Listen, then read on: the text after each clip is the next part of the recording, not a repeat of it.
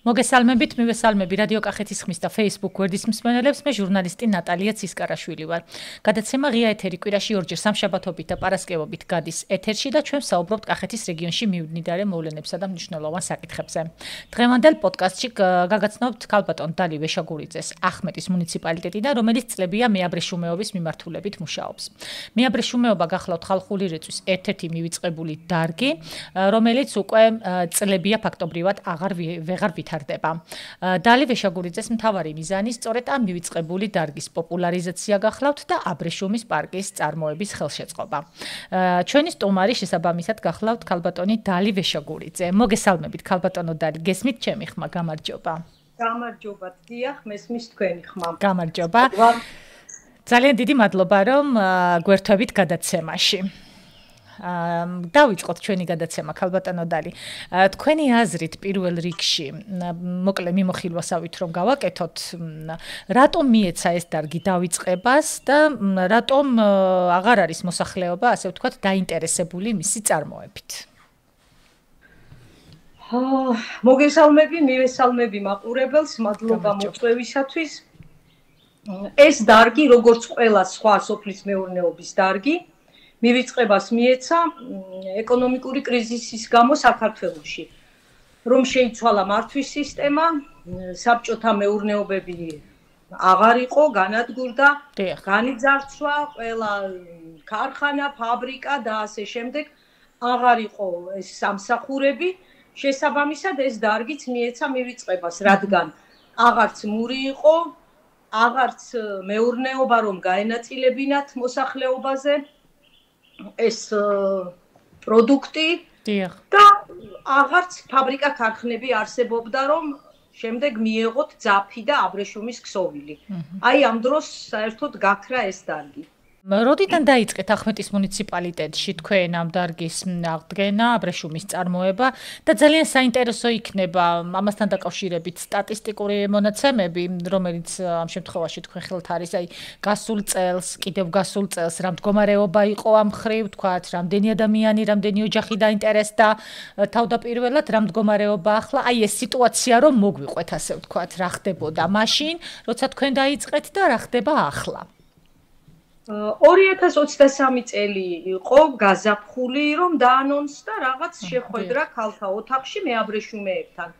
ეს დარგი მე ბავშვობიდან მახსოვდა, როცა უფროსებს ვეხმარებოდით.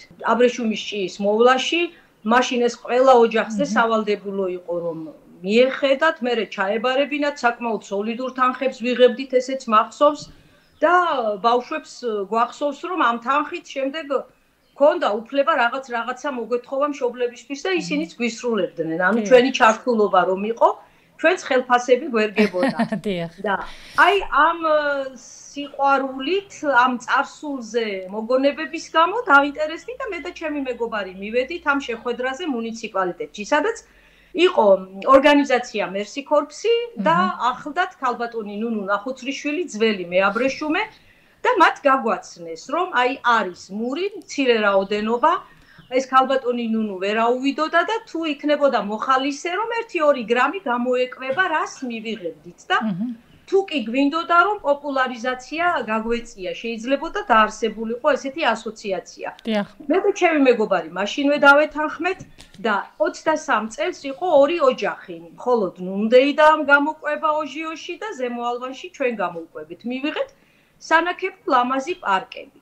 ნუ ამ პარკებს ვერ გავყიდეთ, რეალიზაცია არ ქონდა. შემდეგ 23-ში, 24-ში უკვე 10 ოჯახი იყო ზემო ალვანში, ჩვენი ნაცნობ მეგობრები რომ დაინტერესდნენ, ისიც წარსულზე მოგონების გამო თითო-2 გრამი მური ყავდა და შარშან ბოლო სტადიაში დაგვეხოცა ეს ჭია და ძალიან მცირე რაოდენობა მივიღეთ პარკი მხოლოდ. აი რასაც ვერ ვიტყვი წელს უკვე ბულგარეთიდან შემოვიტანეთ, ჩართული იყო 15 ოჯახი ზემო ალვანში, იმერეთში და სამეგრელოშიც. გამოდის რომ მზარდია სტატისტიკა, ხო, ამ მიმართულებით. სტატისტიკა მზარდია. და როგორ გამოიყენებენ ქალბატონო დალი ისინი ამას, აი ვთქვათ იგივე ოჯახებისთვის, ვიცით რომ ანტიალერგიული და ანტისეპტიკური არის ეს აბრეშუმის ჭია, რასაც გვაძლევს, მაგრამ აი თვითონ როგორ აპირებენ ამის გამოყენებას?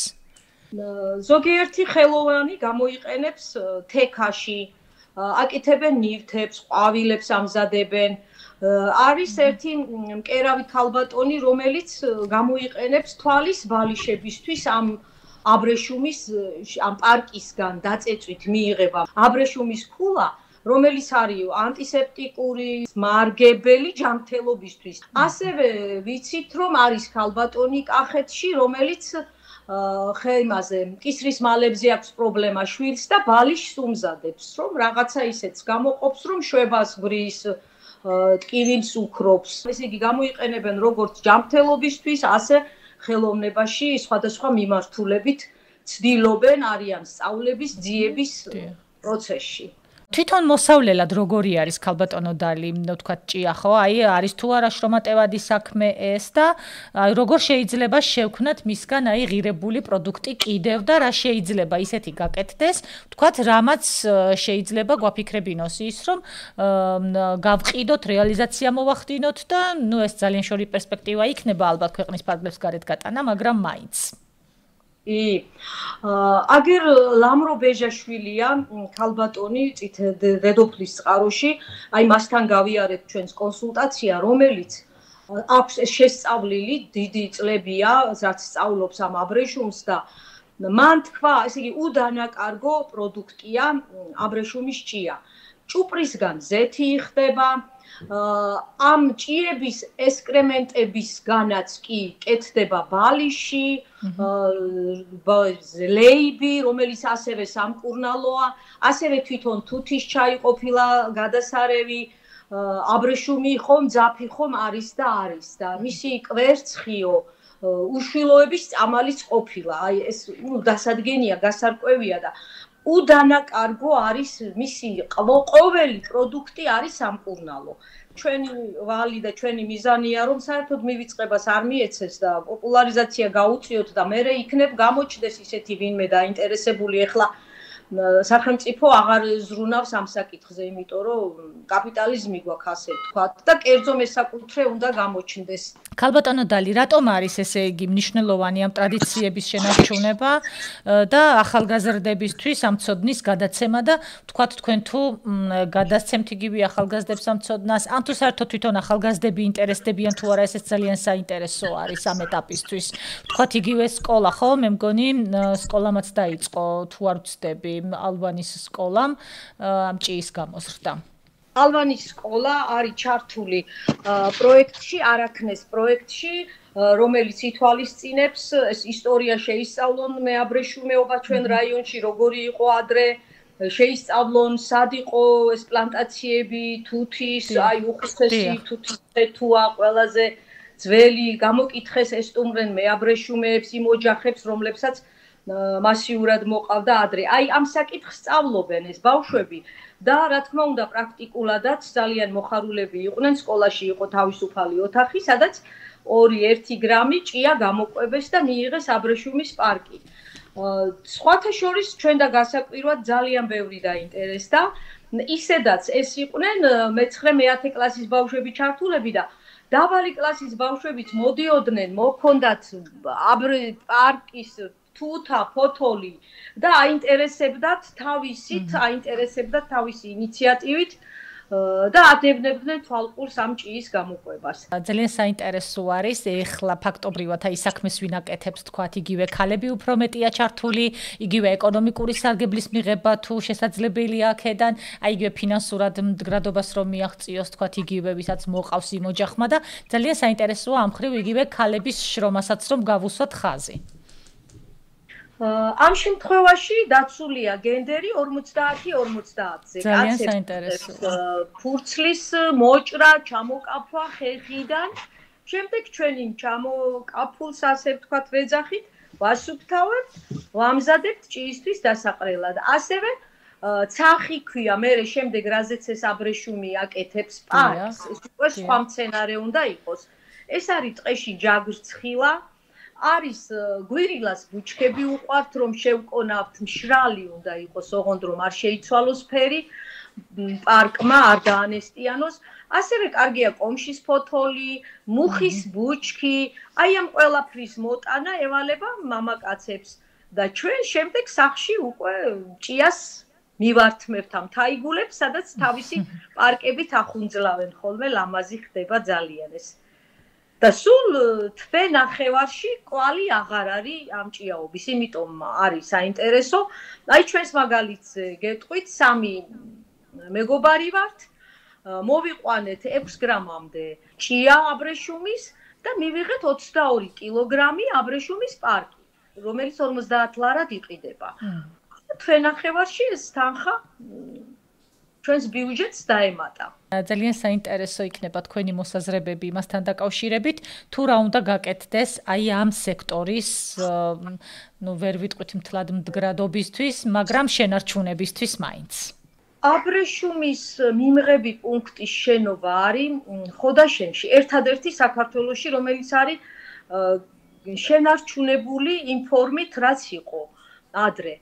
აგერ იქ არის ფართით, სადაც შეიძლება აბრეშუმი გამოყვებო მიიღო და ერთ-ერთი მიზანი ჩვენი და გეგმა ეგ არის, რომ ეს გადმოეცეს ასოციაციას, რომელიც 24 წელს შევქმენით, დამფუძნებლები და ერთი დირექტორი გვყავს ჯერჯერობით და არიან ეს მოხალისეები, რომლებიც მათ მოიყვანეს გამოყვებეს წელს აბრეშუმი, შემოგთავაზეს, რომ წევრები გავხდებით, გადავიხდით გადასახადს და იყოს რაღაცა ორგანიზაცია, რომელიც შემდგომ ამ ყველა პრობლემაზე ერთად იფიქრებს, ერთად ვიზრუნებთ.